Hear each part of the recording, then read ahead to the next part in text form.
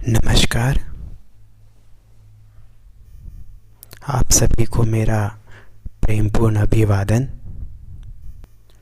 आध्यात्मिकता को सरल समझाने की कोशिश में मेरा और एक नया वीडियो। आशा करता हूँ यह आपके अध्यात्म को समझने में मदद करेगा, जिससे आप इस रास्ते पे आसानी से चल पाएंगे। इस मेरे वीडियो का शीर्षक है इंसान से ईश्वर तक का सफ़र। हम अक्सर सोचते हैं कि हम है क्या। हम अगर मानव है, इंसान है, तो हमारा मकसद क्या है, हमने क्यों जन्म लिया है। कई लोग इस प्रश्न से उलझते रहते हैं, लेकिन उनको सही उत्तर मिल नहीं पाता है। इसका सही उत्तर बहुत से लोगों ने समझाने की कोशिश की, लेकिन जब तक हमारी चेतना का जागरण नहीं हो जाता या हम अपनी चेतना को एक नए आयाम तक नहीं ले जा सकते, तब तक इसका उत्तर पाना मुश्किल है। और जब इसका उत्तर मिलता है तो हमको लगता है कि चेतना के जागरण से ही ये संभव है कि इंसान ईश्वर तक पहुंच सकता है या ईश्वर जैसा हो सकता है, या कुछ सीधे शब्दों में कहे तो ईश्वर बन सकता है। हाँ, ये बिल्कुल संभव है कि आप ईश्वर बन सकते हैं। सिर्फ आपके अंदर की जो चेतना है उसको बढ़ाना है, उसको जागृत करना है,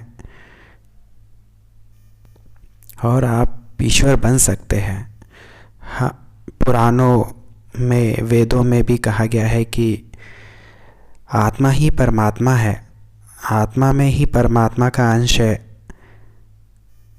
नर ही नारायण है। तो इसका ये मतलब है कि इंसान चाहे तो ईश्वर बन सकता है।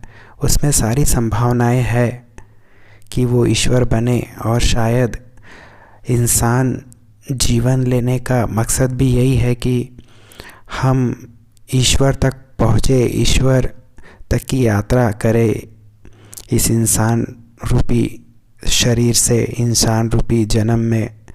इसलिए कहा गया है कि ये इंसान का जो जन्म हमको मिला है, ये बहुत ही बहुमूल्य है,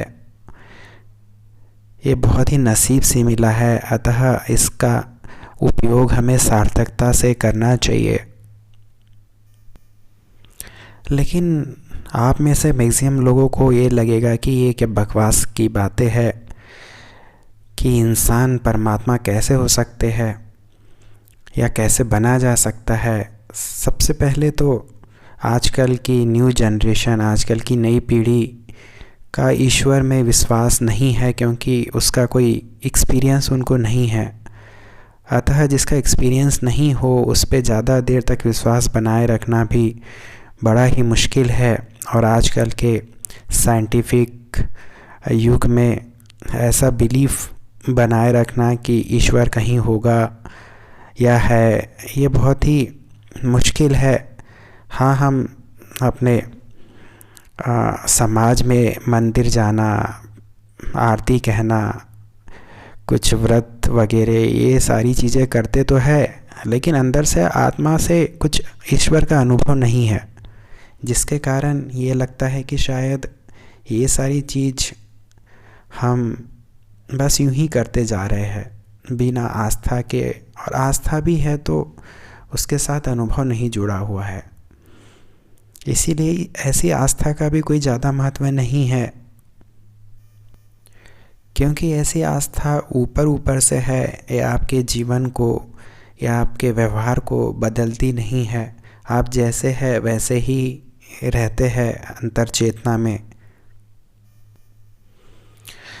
ठीक है, समझते हैं कि जैसे जैसे चेतना जागृत होगी या विकसित होगी, हमें कैसे पता चलेगा, या जो इस अध्यात्म के राह पे है, जो मेडिटेशन या स्पिरिचुअलिटी के राह पे है, जो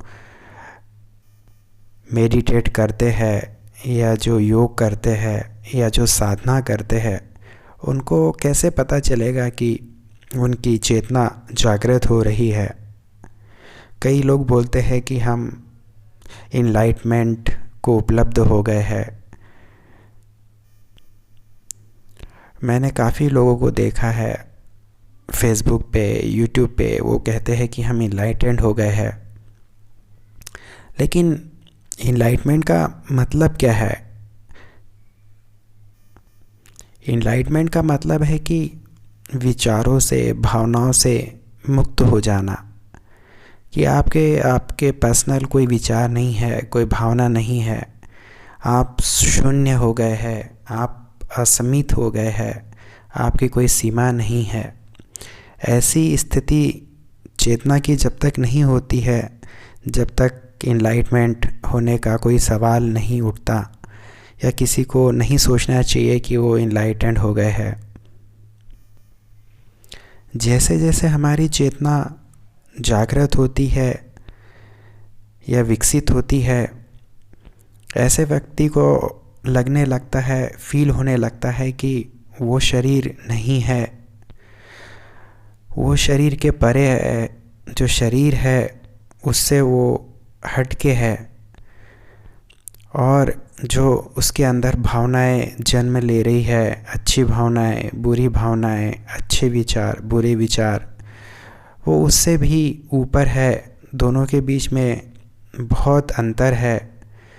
जब हमको ऐसे लगने लगता है, जब हम अपने विचारों को ही देखने लगते हैं, इसका मतलब कि हमारी चेतना इतनी ऊपर उठ गई है कि हमको ऐसा लगने लगा है कि हम शरीर और हमारा मन या भावनाएं या विचार हम नहीं हैं। इनको हम देखने वाले बन जाते हैं, दृष्टा बन जाते हैं। तो दृष्टा, इसी मतलब से कृष्ण भगवान ने गीता में कहा है कि आप दृष्टा बन जाइए। दृष्टा का ये मतलब है कि आपकी चेतना इतनी जागृत हो गई है कि अब आप देखने वाले बन गए हैं। आपके शरीर को भी आप देख रहे हैं और आपके विचारों को भी देख रहे हैं। और हम किसी चीज़ को तभी देख सकते हैं जब हम वो चीज़ नहीं है। जैसे आँख खुद को नहीं देख सकती, वो संसार को देखती है, इसका मतलब कि आँख संसार नहीं है। इसी तरह जब हम किसी को देखते हैं, इसका मतलब कि हम वो नहीं है। अतः जब आप अपने शरीर और विचारों को देखने लग जाते हैं, इसका ये मतलब है कि आप उस तल से आपकी चेतना ऊपर उठ गई है। तब आपको ये लगता है कि आपके जो विचार है, जो विचारों से आप पहले सही या गलत किसी को मानते थे, अब वो चीज़ नहीं मानेंगे। क्योंकि जब आप विचार ही नहीं है, तो विचार अच्छे हो या बुरे, इससे आपको अब फ़र्क नहीं पड़ता। अतः आपके लिए शरीर और मन के विचार दोनों असत्य हो जाते हैं। यही कृष्ण भगवान गीता में कहते हैं कि ना आप शरीर हो, ना आप मन हो, आप सिर्फ आत्मा हो। आत्मा का मतलब है कि चेतना। चेतना का मतलब है कि आपका जो जीवन है, जिसके कारण आप जीवित है, वो एक शक्ति, उसको चेतना कहा गया है। जैसे जैसे चेतना ऊंचे आयाम पे पहुंचने लगती है, वैसे वैसे हमारी आइडेंटिटी या व्यक्तित्व ख़त्म होने लगता है। अब आपको ये अनुभव नहीं होता कि जो मैं सोच रहा हूँ या जो मेरा शरीर है, ये मैं खुद हूँ। अब हमारी पहचान एक व्यक्ति के रूप में नहीं होती है। हमारा व्यक्तित्व ख़त्म होने लगता है। क्योंकि यह जान लेना अभी ज़रूरी है कि व्यक्तित्व आखिर है क्या। व्यक्तित्व जोड़ है हमारे शरीर का और हमारे विचारों का, हमारी भावनाओं का। जब ये दोनों असत्य हो जाते हैं आपके लिए, तो आपका जो व्यक्तित्व है वो भी असत्य हो जाता है आपके लिए। हम मात्र चेतना बन के रह जाते हैं। चेतना का मतलब ये है कि हम दृष्टा हो जाते हैं, सिर्फ देखने वाले रह जाते हैं, सिर्फ अनुभव करने वाले रह जाते हैं।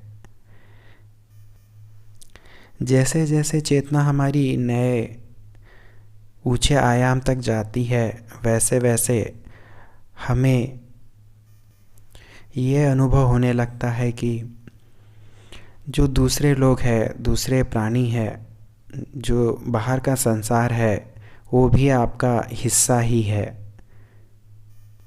आपकी चेतना इतनी फैल जाती है कि बाहर की दुनिया भी आपको अब खुद के ही अंदर लगने लगती है, क्योंकि ये आपकी चेतना के ही अंदर समाहित होने लगती है।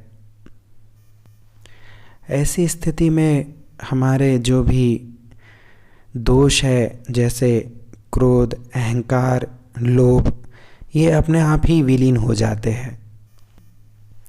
अतः साधना से हमारी चेतना जब तक नए ऊंचे आयाम तक नहीं पहुंचती है, जब तक ये सारे दोष से मुक्त होना, अहंकार से मुक्त होना, लोभ से मुक्त होना, क्रोध से मुक्त होना असंभव है। क्योंकि जब तक दूसरा व्यक्ति बना रहेगा या आपकी आइडेंटिटी बनी रहेगी, तब तक आप ये सभी दोषों से मुक्त कभी नहीं हो सकते। भले चाहे आप कितनी ही नैतिक बातें कर लीजिए, कितना ही खुद को समझा लीजिए, कितनी ही अच्छे इंसान बन जाइए, लेकिन कहीं गहरे तल में ये सारी चीज़ें आपके अंदर दबी ही रहती है। क्योंकि आप सोचते हैं कि आप दूसरे से अलग है, और जब आप अलग है तो दूसरा इंसान भी आपसे अलग हो जाता है। ऐसी दशा में अहंकार होना बिल्कुल स्वाभाविक है। अहंकार का यही मतलब है कि मैं अलग हूँ और सारी दुनिया अलग है। जैसे जैसे आपकी चेतना और नए ऊंचे आयाम तक विकसित होती है, तब आपको ये लगने लगता है कि सारा ब्रह्मांड आप ही है, सारा अस्तित्व आप ही है। अतः हमारे वेदों में ऐसी मन स्थिति को, ऐसी प्रज्ञा को, ऐसी चेतना को एक नाम दिया है, अहम ब्रह्मास्मि। इसका यही मतलब है कि मैं ब्रह्म हूँ। ब्रह्म का मतलब ये है कि सारी सृष्टि मैं ही हूँ। ये अहंकार नहीं है। जैसे कृष्ण ने बोला है कि मैं ही सब कुछ हूँ और मुझे ही सारे देवों के देव समाहित है, अतः मुझे ही परमात्मा जान। ये उनका कोई अहंकार नहीं है। ये उन सभी लोगों की दशा है जो ईश्वरीय चेतना या ब्रह्मांडीय चेतना में अपनी चेतना को समाहित कर लेते हैं, या उनकी चेतना इतनी विकसित हो जाती है कि वो सारा अस्तित्व उसमें समाहित हो जाता है। उस स्थिति में आप ईश्वर ही बन जाते हैं, ब्रह्म ही बन जाते हैं। ये ऐसा ही है जैसे आप एक सागर की बूंद को अपनी हथेली में लीजिए और फिर उसको पूरे सागर में छोड़ दीजिए, तो फिर आप ये कहना मुश्किल है कि वो बूंद कहाँ गई। वो बूंद पूरा सागर बन जाती है, लेकिन उस बूंद को ढूंढ पाना मुश्किल है, उसकी आइडेंटिटी को पता करना मुश्किल है। उसकी आइडेंटिटी तो लॉस हो जाती है, लेकिन वो अखंड समुद्र का हिस्सा बन जाती है। ऐसी हमारी जब चेतना ब्रह्मांडीय चेतना में एक हो जाती है तो हम ही ब्रह्म बन जाते हैं। अहम ब्रह्मास्मि। उम्मीद करता हूँ कि जो मैंने कहा वो आप समझ पाए होंगे। अतः मैं आप सभी का आभारी हूँ कि आपने मुझे सुना और आपका कीमती वक्त दिया। आभार और नमस्कार।